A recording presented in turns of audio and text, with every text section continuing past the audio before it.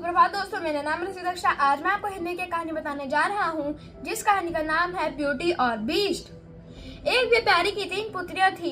एक दिन शहर से आते समय वे रास्ता भटक गए तो फिर वे एक दूर बगीचे में उन्हें फूल लगे दिखे तो फिर वे उसी महल में जाकर उन्होंने रात गुजारी।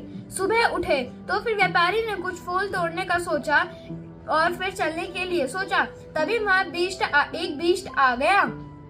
तो फिर बीस्ट ने कहा कि अगर व्यापारी को यहाँ से जाना है तो उसे 3 में से किसी एक पुत्री को उसे देना होगा। तो फिर व्यापारी ने अपनी छोटी पुत्री ब्यूटी राजी हो गई बीस्ट के पास जाने के लिए,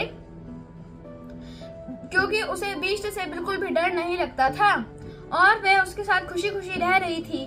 बीस्ट भी बहुत प्रसन्न था।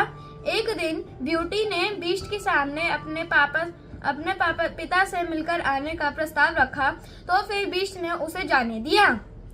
फिर कुछ दिनों बाद उसे समाचार आया कि बीस्ट की तबीयत बहुत खराब है और वह बीमार है। तो फिर ब्यूटी भागी भागी वहां आई और उसे देखा कि बीस्ट बगीचे में बीमार और अकेला पड़ा है। तो फिर ब्यूटी ने बीस्ट के सामने विवाह का प्रस्ताव रखा, क्योंकि उसे मन ही मन उससे प्यार हो गया था। तो फिर ब्यूटी ने बीस्ट से कहा कि क्या तुम मुझसे विवाह करना चाहोगे, फिर मैं तुम्हारी देखभाल करूंगी। तो फिर जैसे ही यह बात बीस्ट ने सुनी तभी वह एक सुंदर राजकुमार में बदल गया, क्योंकि वह एक श्राप के कारण बीस्ट बना हुआ था। तो फिर उसका श्राप ब्यूटी ने बहुत ही अच्छे से और सत्य के साथ समाप्त कर दिया था।